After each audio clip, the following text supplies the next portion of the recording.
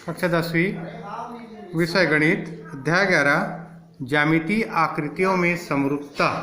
ज्यामितीय आकृतियों में समरूपता में हम चलते हैं समरूपता संबंधित प्रमेय जिसको कहा जाता है थेल्स प्रमेय। थेल्स प्रमेय का हम अध्ययन करेंगे। थेल्स प्रमेय लिखिए एवं सिद्ध कीजिए अथवा आधारभूत समानुपातिक प्रमेय लिखिए एवं सिद्ध कीजिए।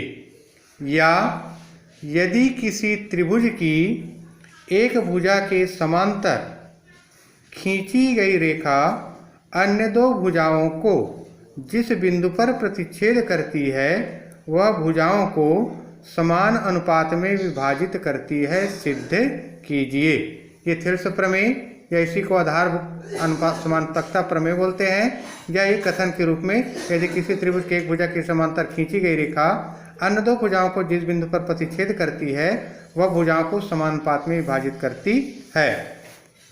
आपको दिया गया है इस कथन के आधार पर कि त्रिभुज ए बी सी में ए बी और सी में बी और सी भुजा के समांतर डी और ई है। जो भुजा ए बी भुजा को डी पर और ए सी भुजा को ई पर प्रतिच्छेद करती है, ये आपको दिया गया है। सिद्ध करना है कि भुजाओं को समान अनुपात में विभाजित करती है। ए डी बटे डी बी और ए ई बटे ई और सी, ये आपको सिद्ध करके लाना है। रचना में ई और एफ लंब डाला गया त्रिभुज के ए बी भुजा पर और डी और जी लंब डाला गया ए और सी भुजा पर। उसके बाद में बी से ई को मिलाया गया, सी से डी को मिलाया गया। उपपत्ति हम जानते हैं कि त्रिभुज का क्षेत्रफल बराबर 1/2 आधार गुना शीर्ष लंब। इसलिए क्षेत्रफल त्रिभुज ए डी ई चित्र के आधार पर ए डी और ई, ए डी ई का क्षेत्रफल बराबर 1/2 आधार ए डी गुना ऊंचाई ई और एफ तथा क्षेत्रफल त्रिभुज B D E, B D और ई आधार डी और बी, ऊंचाई होगा इसका ई और एफ। ये त्रिभुज बनेगा, शीर्ष लंब डाला है तो ई और एफ। इसलिए क्षेत्रफल त्रिभुज ए डी ई बटे क्षेत्रफल त्रिभुज बी डी ई बराबर 1/2 ए डी गुणित ई एफ बटे 1/2 डी बी गुणित ई एफ। या क्षेत्रफल त्रिभुज ए डी ई बटे क्षेत्रफल त्रिभुज बी डी ई बराबर 1/2 कट गया, ई और ई एफ कट गया, बच गया ए डी बटे डी बी, इक्वेशन नंबर 1। इसी तरह से दूसरी भुजाओं पर यदि जाते हैं तो ए ई और डी में का क्षेत्रफल आधार ए ई, ऊंचाई जो होगा इसका डी और जी, ऊंचाई डी और जी। इसी तरह से त्रिभुज ई सी और डी में आधार ई सी, ऊंचाई होगा इसका डी और जी। 1/2 क्षेत्रफल ए ई डी बराबर 1/2 ए ई गुणित डी जी और क्षेत्रफल त्रिभुज ई सी डी बराबर 1/2 ई सी गुणित डी जी। दोनों क्षेत्रफलों को भाग दिया गया, 1/2 1/2 डी और जी कट गया, बच गया क्षेत्रफल त्रिभुज ए ई डी बटे क्षेत्रफल त्रिभुज ई सी डी बराबर ए ई बटे ई सी, इक्वेशन नंबर 2।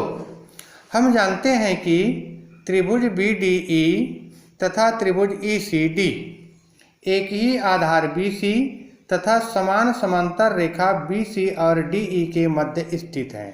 हमने पिछले कक्षाओं में पढ़ा है कि समान आधार और समान समांतर रेखा के बीच बने त्रिभुज के क्षेत्रफल बराबर होते हैं। इसलिए क्षेत्रफल त्रिभुज बी डी ई बराबर क्षेत्रफल त्रिभुज ई सी डी, इक्वेशन नंबर 3 समीकरण नंबर 1, 2 और 3 से क्षेत्रफल त्रिभुज ए डी ई बटे क्षेत्रफल त्रिभुज बी डी ई बराबर क्षेत्रफल त्रिभुज ए ई डी बटे क्षेत्रफल त्रिभुज ई सी डी बराबर बायां पक्ष बराबर तो दायां पक्ष भी बराबर ए डी बटे डी बी बराबर ए ई बटे ई सी। यही थेल्स प्रमेय है और इसी को आपको सिद्ध करके लाना था, यही सिद्ध करना था। अब इसी से संबंधित आपका आता है प्रश्नावली 2। एक वृत्ताकार मैदान की त्रिज्या 52 मीटर है। इस मैदान का नक्शा कागज पर बनाइए जिसमें पैमाना 13 मीटर अनुपात 1 सेंटीमीटर। नक्शे में मैदान की त्रिज्या क्या होगी? दिया गया है आपको स्केल गुणक 13 मीटर बराबर 1 सेंटीमीटर। तो 1 मीटर बराबर 1/13 सेंटीमीटर, इसलिए 52 मीटर दिया है उसकी त्रिज्या। तो 1/13 गुणित 52, 13 एकम 13, 13 चौक 52, 4 सेंटीमीटर। तो मैदान की त्रिज्या 4 सेंटीमीटर होगी। क्वेश्चन नंबर 2, किसी आयत की दो आसन्न भुजा और संलग्न भुजा अलग अलग होता है। आसन्न भुजाओं की माप 5 सेंटीमीटर और 7.5 सेंटीमीटर है। निम्न का स्केल गुणक मानते हुए नए आयत की भुजाओं की माप और क्षेत्रफल ज्ञात कीजिए। पहला 0.8। आयत की चौड़ाई 5 सेंटीमीटर, लंबाई 7.5 सेंटीमीटर।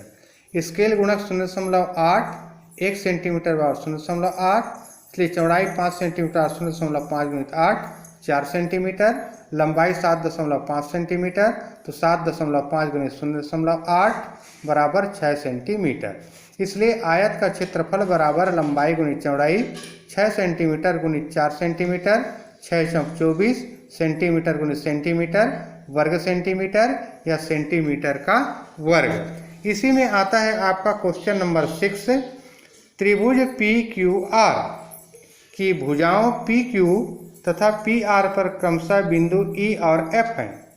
तो निम्नलिखित प्रत्येक स्थिति के लिए बताइए कि EF समांतर Q और R।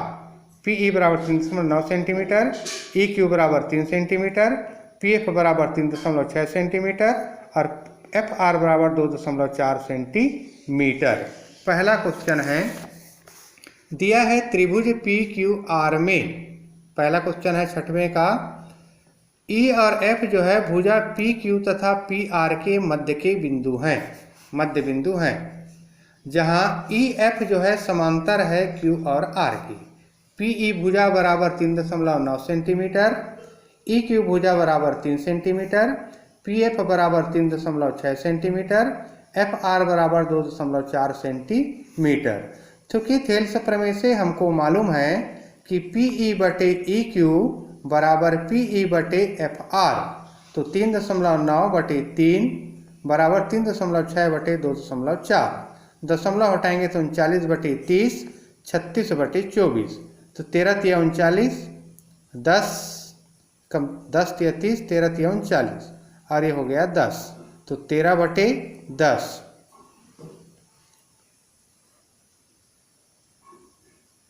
और ये हो जाएगा 3/2।